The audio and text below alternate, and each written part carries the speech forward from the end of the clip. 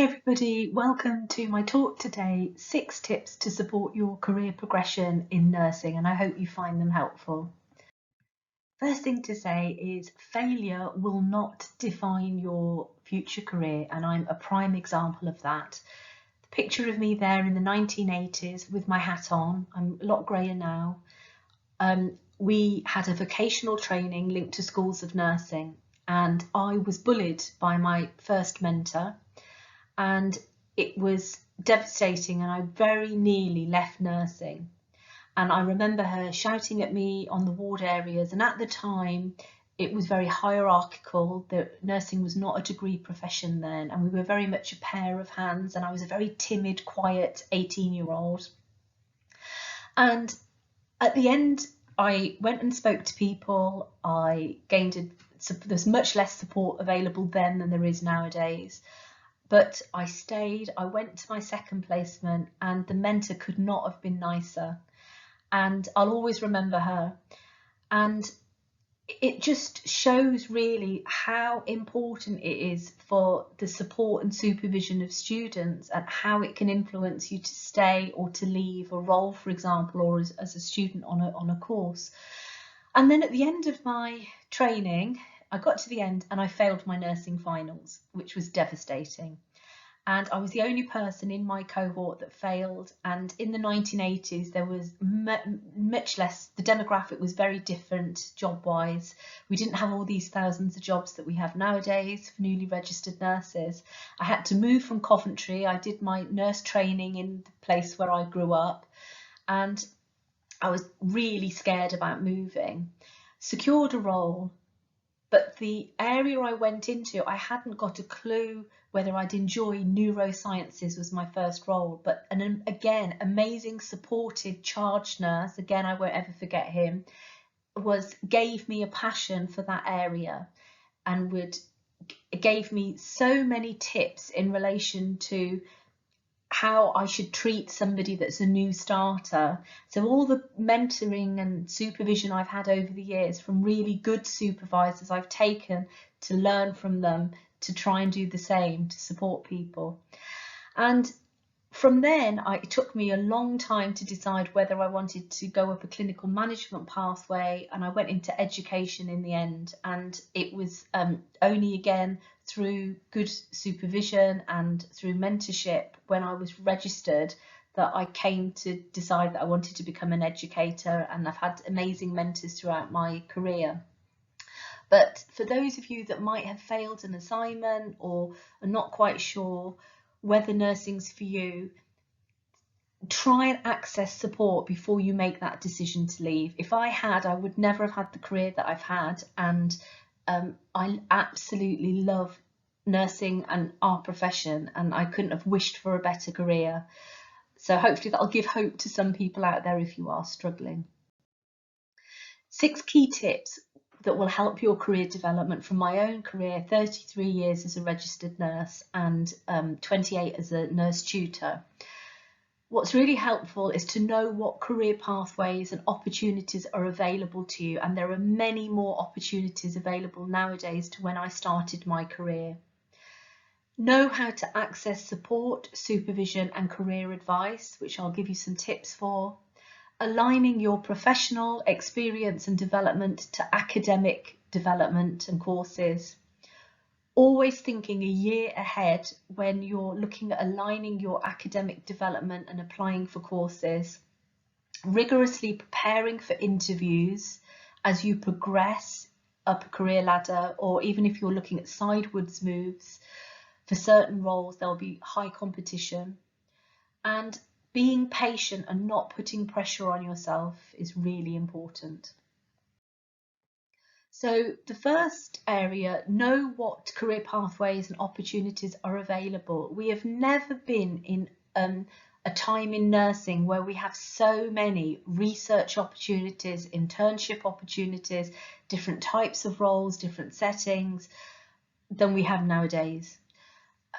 So do your research, go and have a look on employer websites, intranet sites, NHS jobs, there's other national websites to look for jobs, and look out for scholarships, research internships. network with experienced staff locally and nationally, shadow others as well to see what opportunities are out there. And interestingly, you may think a role would suit your skill set, and it's interesting when people come to me and say, I want to become a charge nurse or a team leader, for example, or I want to become a clinical educator or an advanced nurse practitioner or a researcher. The first thing I will say is go and talk to people in those roles, go and book informal visits, do some shadowing. And interestingly, there'll be a percentage that will come back and say, actually, I did not realise that is what that role entails. And also across employers, there will be slightly different job descriptions and personal specifications. So a role, a clinical, nurse educator role, practice development nurse in one trust might be slightly different in another. We don't have standardisation nationally currently. So it's important to go and book informal visits and go and do that shadowing. Another key thing to think about, looking at opportunities. You can't apply for a role or an opportunity if you do not meet the essential in a job description or personal specification. So you've got these essential criteria versus desirable. So the essential might be certain qualifications that you have to have. Desirable, you can acquire those qualifications in the role or experiences in the role. So do you need a master's or a post-registration specialist course to apply for this opportunity? So that's important to look at that in advance. Looking at career pathways, every person is different. Career pathways change according to personal circumstance, and no pathway suits everybody. When I started out, you could see I had a really difficult start, didn't quite know what I wanted to do, but with good support, I developed a passion for an area. But I've had times in my career where I met for example, I met a lecturer practitioner when we moved to a degree profession, and I thought, right, I really want to become a lecturer practitioner. And these were roles set up that were a bridge between the theoretical aspects of nursing. You'd go and teach for half of your role in a university, and then your other half you would be in practice. And I eventually became a lecturer practitioner in my specialist area of neurosciences, which was my ideal role. But to become that lecturer practitioner, I was at the time I was a nursing sister at the time. I spoke to a lecturer practitioner, and I knew that I had to gain certain qualifications and do a master's to become a lecturer practitioner. So I had to think about how am I going to do those courses and start aligning my career. And it was quite slowly progressing, but I got there. And I was a bit of a plodder, I would say, with my education. But I did it, and I started to gain a real interest in critiquing articles and writing. And again, that developed later in my career. But when I was in the middle of my master's, I had to go through a bereavement, and I had to leave for a year. I had to have time out for a year. So it's just being aware that your personal circumstances will affect where you're going with your career, and there'll be times where you might know exactly where you're going and other times where you haven't got a clue, and that's fine, that's natural, that happens. Others will be very ambitious, and I became very ambitious when I knew I had that role that I was aspiring to, and I tried to do everything I could possibly to align my professional experience and academic courses once I knew that was where I was going. And remember, if you fail a module or a course, you're not offered a role, you can apply again, or you can resit and look at alternatives, learn from your interviews, and you have not failed in your career. Looking at example career pathways, you can go on NHS Careers, you can go on our Royal College of Nursing websites, and you'll see different career pathways. There's some fantastic videos out there of people in all different types of roles under these sort of headings and these pathways. Your standard clinical leadership pathway. So I started with that really as a staff nurse, team leader, nursing sister. I didn't want to become a matron, and I moved over to an educational pathway. And again, I started bedside teaching and then aspired to the lecturer practitioner role. Or I could have gone full-time into university education. There are so many different remits linked to education now. and different roles, and different employers offer different types of educational roles. You've got your specialist nurse role or advanced nurse practitioner roles, and then research. There's so many research internships, scholarships, National Institute for Health Research. You can go on the websites and look at what's available.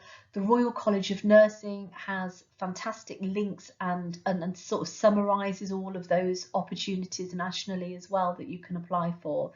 And there are research roles that may be split into two. So you might work half as a researcher and half as a specialist nurse or an advanced nurse practitioner.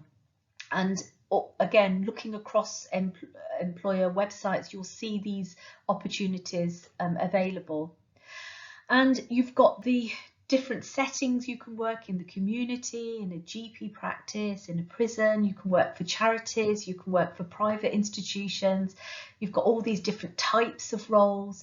We don't have specific standard role definitions across these career pathways. We've got hundreds of types of advanced nurse practitioners and specialist nurse roles and educator roles across the UK.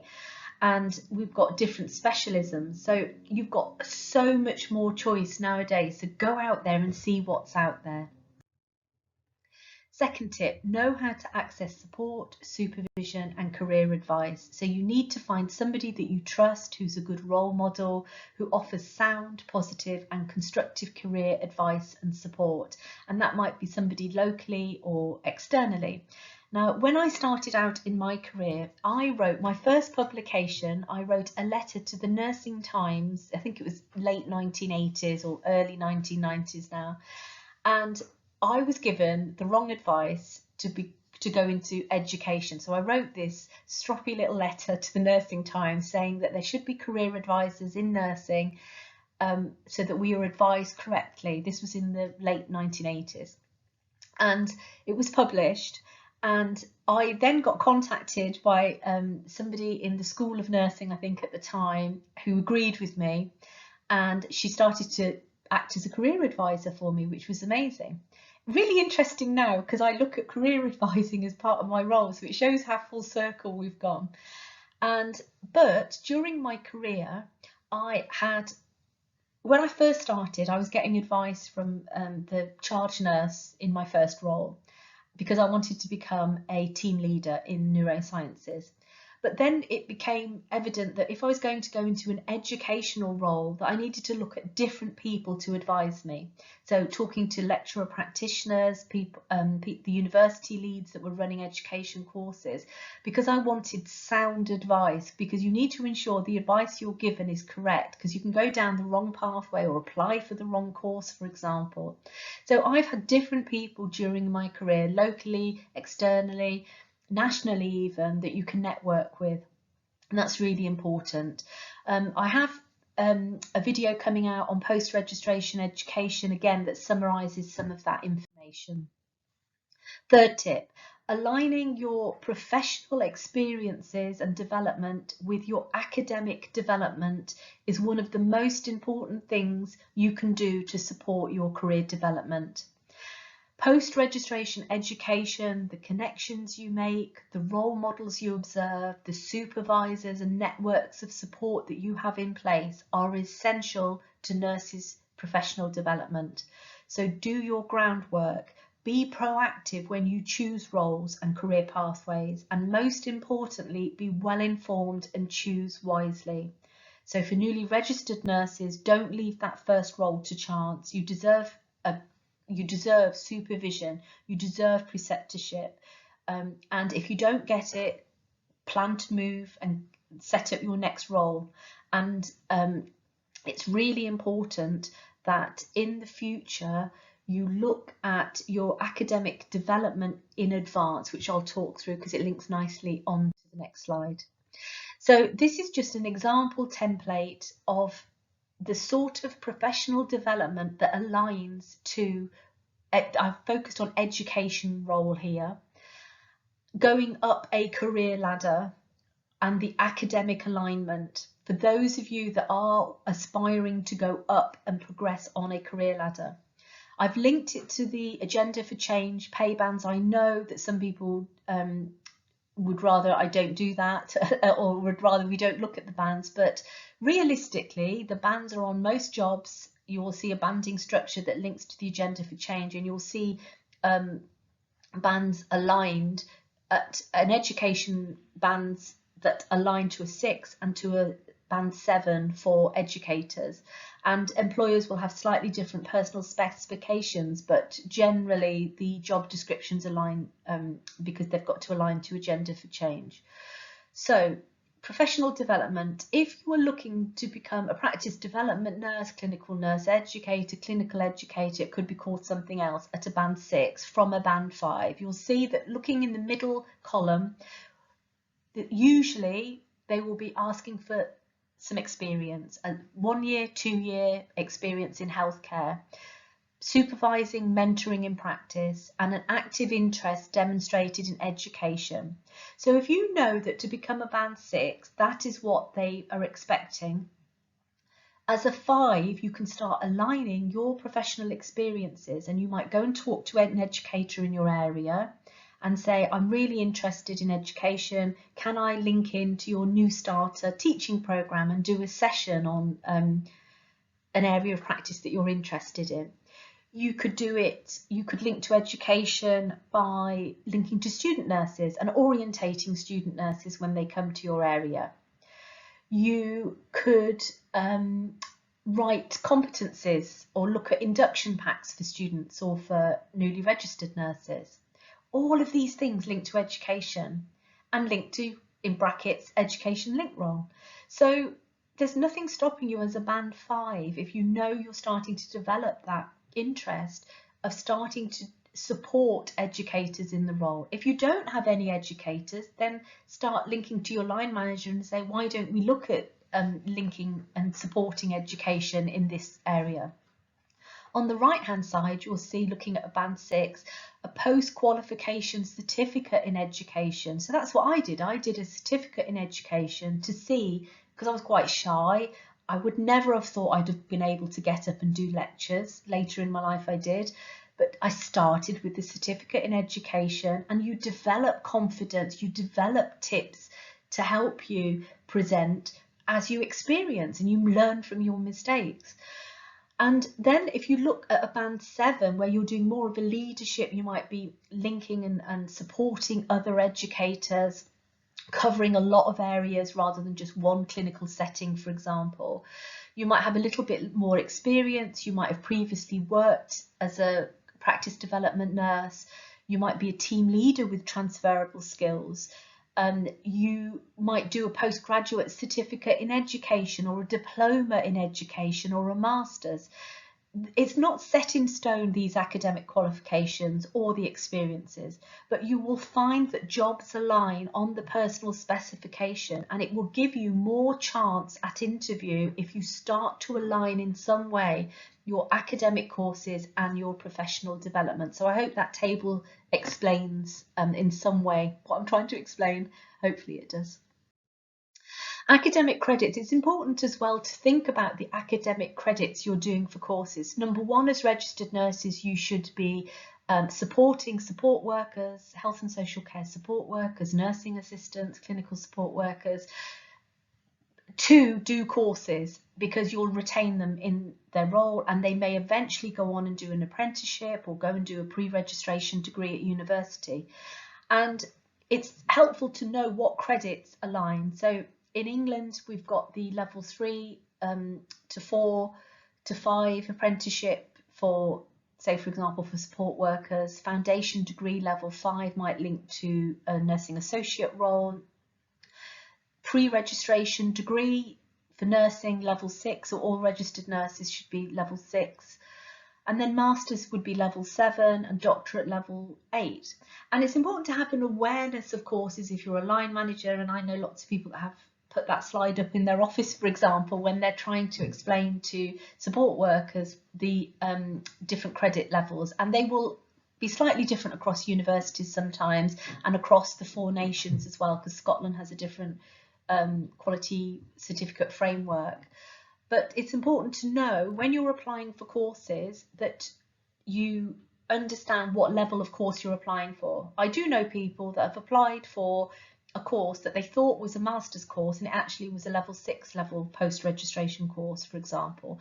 And you might have, I know many nurses that try to get credits on courses. So they might do one post-registration course at masters and say, for example, I don't know, a teaching course, level 7, and then they're wanting to go on and do a leadership in masters, and they want to try it. They think that they can just join it onto a master's with a university, and you can't do that. You have to go and approach the program lead and see if you can get what's called APELD or get a prior learning accreditation where you can get credited. And if you can get credited, that's amazing. Some people do a course that could have been credited and don't ask the program lead. So that's why it's important to understand what level and credits you're acquiring as you go along post-registration. Your learning and development, choose a collaborative, supportive culture that will enable you to thrive. If you're newly registered, I've got lots of tips of how to help you choose your first registered nurse post if you're interested.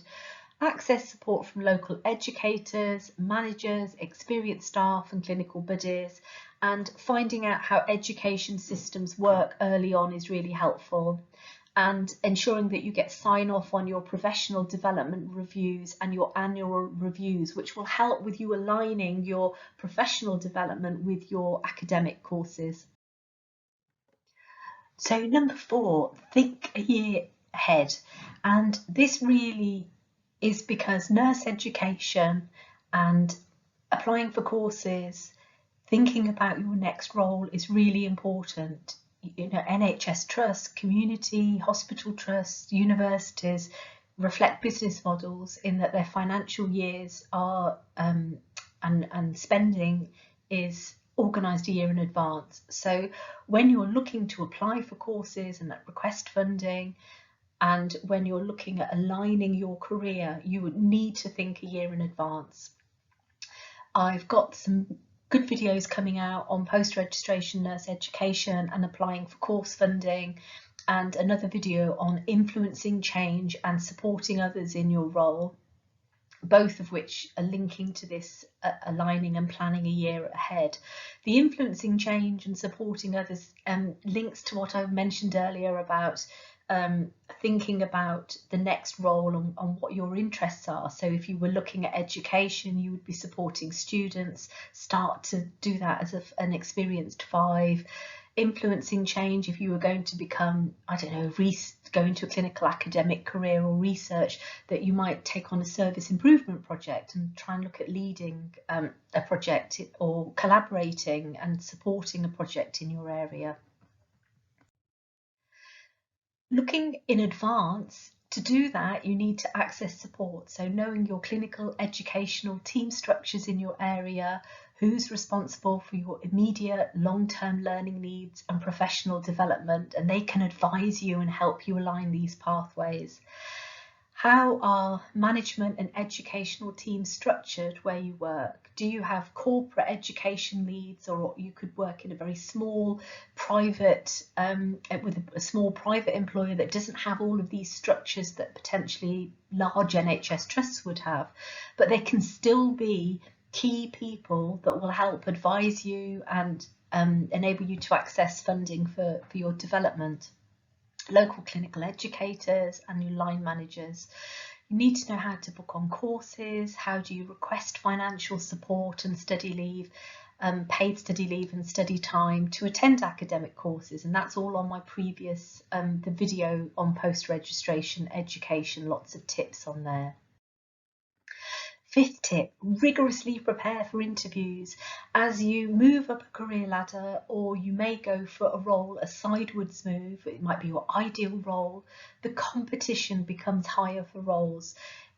When you start at your first newly registered nurse roles, currently the situation is we have lots and lots of vacancies for newly registered nurses in the UK. That may change, and in 5 years' time it might be very different. As I said earlier, in the 1980s there was limited jobs. I had 3 posts in England that I could apply for when I failed my nursing finals. There was 2 in London and 1 in Cambridge. Completely different to nowadays. So it may change, but currently there is a lot of option for newly registered nurses. As you move up a career ladder or go for sidewards moves, there won't be, because there'll be more people applying for less roles that become available. So naturally, most areas do not have the same number of deputy sisters or team leaders, clinical nurse educators as newly registered nurses. So never presume that you are going to be offered a role and prepare to have the most chance of success. And I have a video coming out on preparing for band 6, 7 nurse interviews, and that it would be applicable for education, clinical, career pathway, research. There's just key tips in there for going on to the next sort of level of interview. Final tip, finally, be patient and don't put pressure on yourself. Your career is not a race. It takes time to find a role, specialism, setting that suits your needs. And you may be somebody where you did know exactly where you wanted to go when you start, and that's fantastic. And I know students that from previous life experiences, or they cared for somebody that was ill, had cancer, that they knew that that was that area that they wanted to go into. But many people won't know, and it takes time. You won't know unless you try. You develop transferable skills throughout your career. So you learn from all of those positive experiences and challenging experiences as well. I never realised that I would end up mentoring and supervising students when I was bullied by that mentor and was about to leave nursing. And I've sort of flipped it on its head really, and realised this is good mentorship and this is terrible mentorship. Accessing funding for courses may take time too, and ultimately your mental and physical well-being comes before work. So I hope some of those tips might help you. Do put comments in the YouTube comments if you've got any questions or any comments on the tips, and you can contact me on my website or DM me on Twitter or Instagram. Good luck wherever you go with your career, whatever you do. Take care.